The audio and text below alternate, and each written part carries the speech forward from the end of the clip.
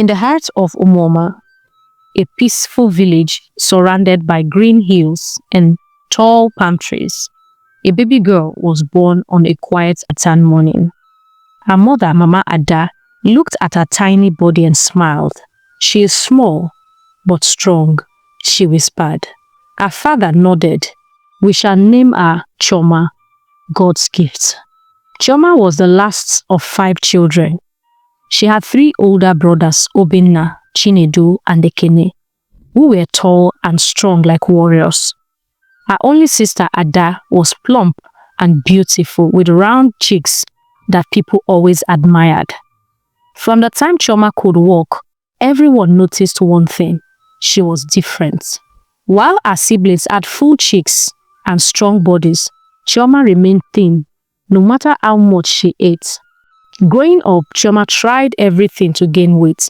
Mama Ada would cook big bowls of yam porridge, egusi soup, and fufu, saying, "Eat, my child, so you can grow strong."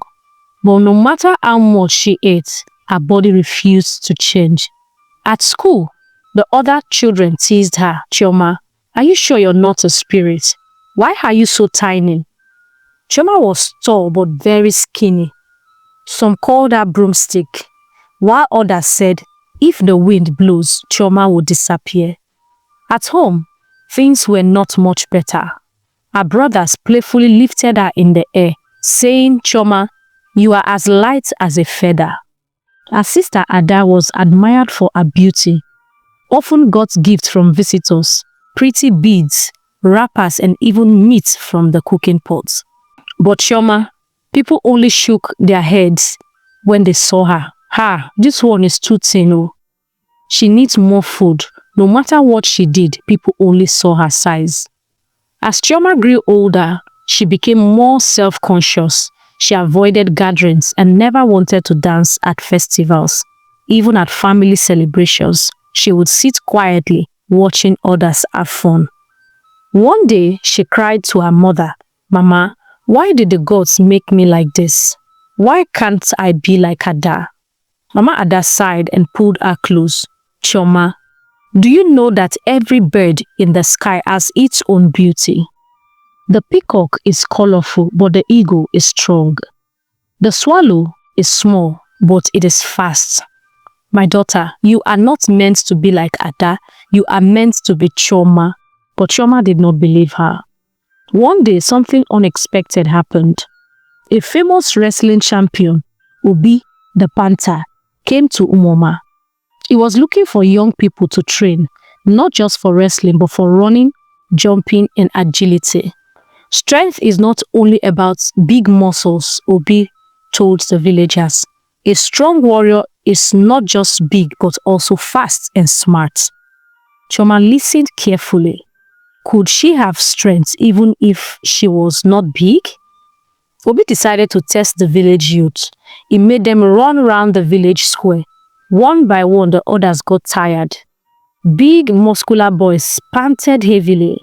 Strong-looking girls slowed down. But Chioma kept going. Her legs moved like the wind, her heart steady, her breath light. When she finally stopped, Obi clapped. "This girl has the speed of a cheetah."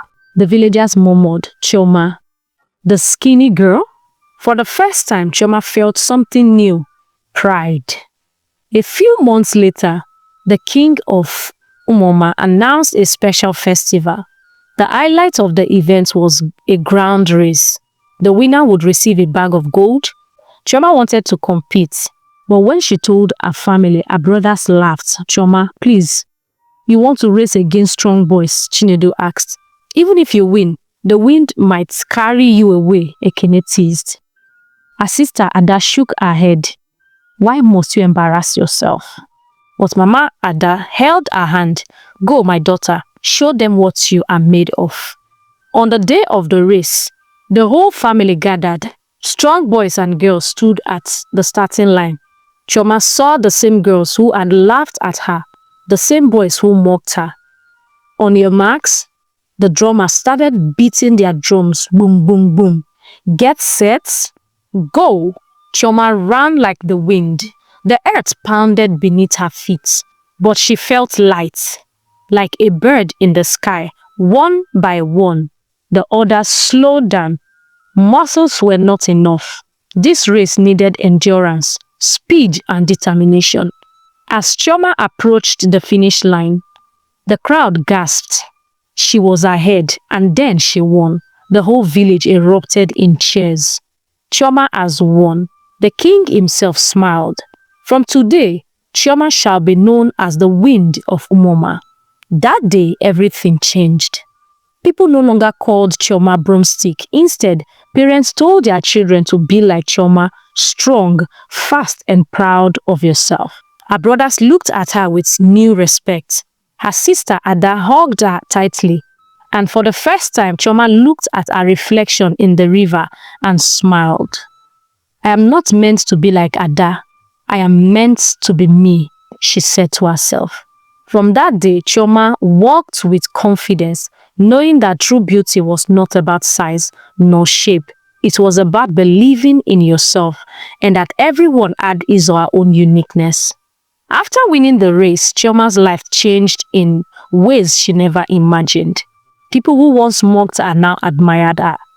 When she walked through the village square, the elders greeted her with respect. Chioma, our pride, they called her. The Wind of Umuoma, children chanted as they ran after her.